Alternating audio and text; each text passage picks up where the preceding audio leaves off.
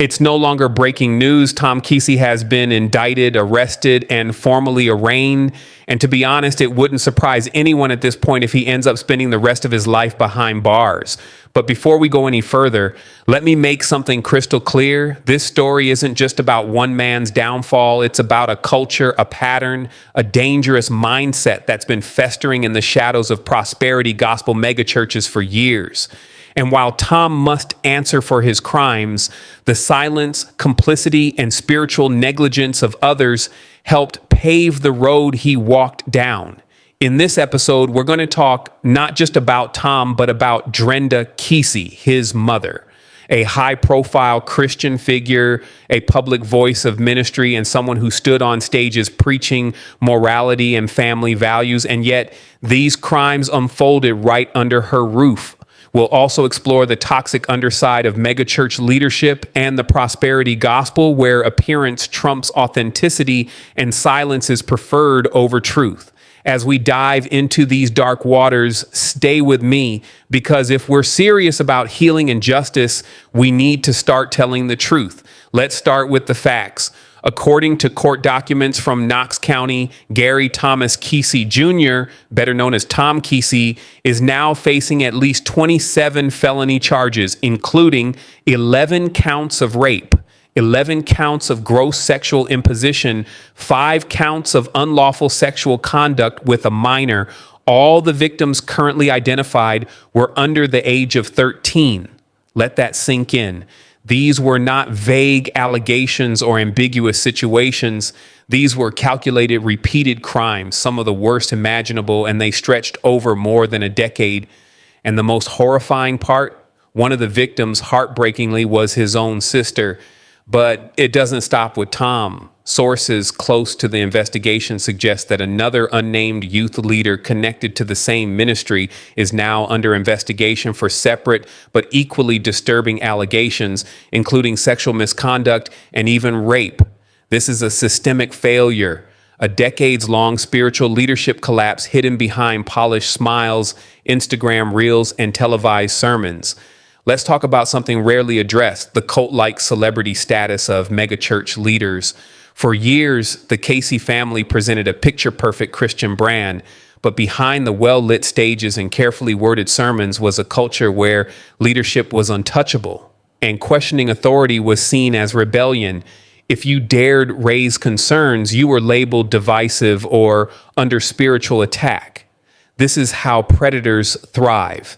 In environments where accountability is viewed as an attack on authority and loyalty is demanded over transparency. According to multiple sources, people knew. Some raised concerns, some asked questions, but nothing changed. Because in churches like these, protecting the brand is more important than protecting the vulnerable.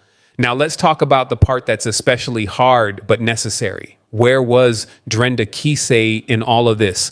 A mother, a grandmother, a professing believer in Jesus Christ, and yet, by multiple accounts, she stood silent, or worse, dismissive, during Tom's court hearing as the charges were being read aloud, including multiple counts of rape involving children. Drenda reportedly laughed. Yes, laughed. As if the trauma of these children, her own family members, was some kind of courtroom inconvenience, as if the name of the ministry mattered more than the suffering of her daughter, her granddaughter. Her reaction wasn't just disturbing, it was telling, because it confirmed what many former members and critics of the ministry had already seen. This is a culture that protects power, not people. What's worse is that this isn't unique to the Keesees. There's a trend happening in modern Christianity where ministry becomes a brand, sermons become sound bites, and pastors become celebrities. And in that world, money, image, and influence become idols. This is what we call the toxic prosperity gospel. It's a message that says if you have enough faith, God will make you rich, healthy, and successful. But in reality, it's often used to justify wealth hoarding, cover up moral failure, and silence victims. Drenda and her husband Gary weren't just preaching the gospel, they were preaching a performance. And when their son turned out to be a predator, they didn't just fail to act. They allegedly protected him.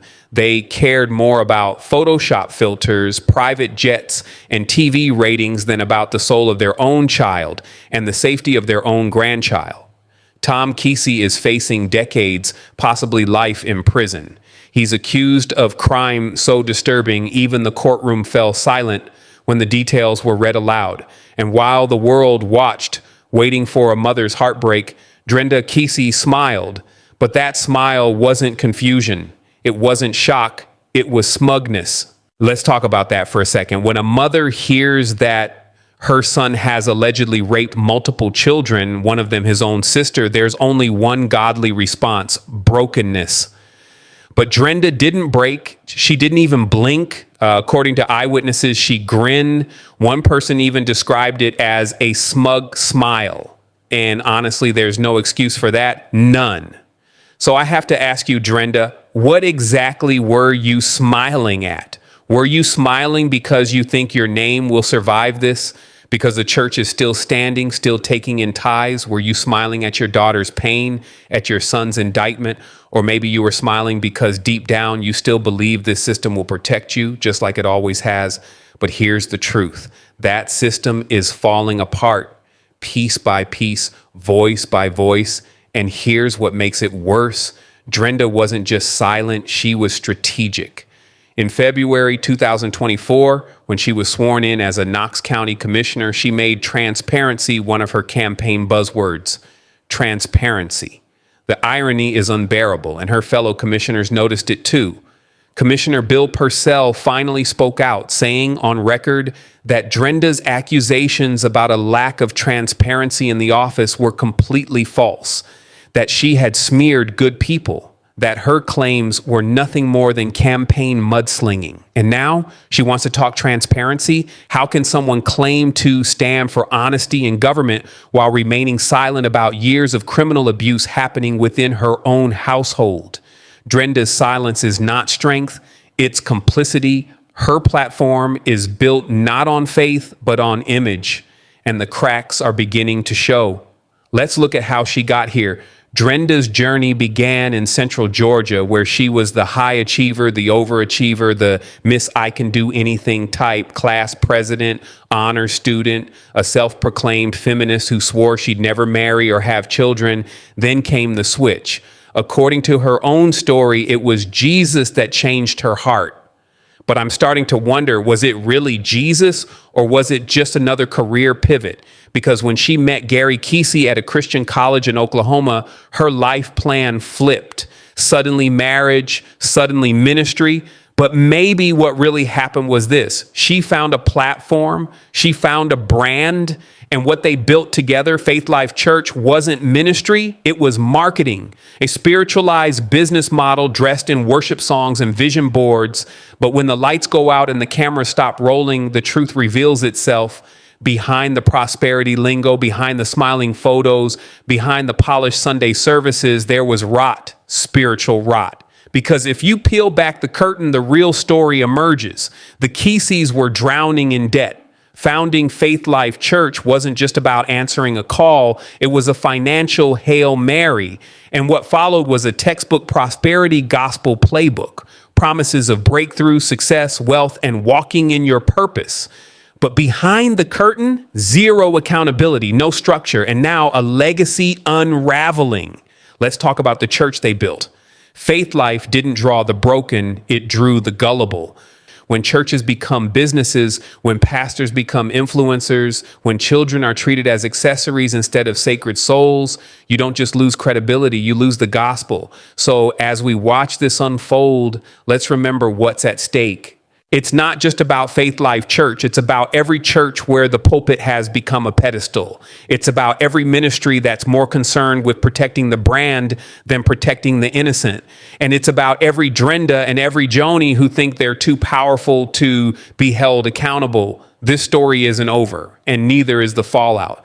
Stay tuned because we'll continue to expose the truth, ask the hard questions, and shine a light on every corner that's been kept in the dark for too long. Thank you for watching. If this resonates with you, drop a comment below, share your thoughts, and let's keep this conversation going. Don't forget to like, subscribe, and hit the notification bell for more truth-filled breakdowns like this one. We're not done yet.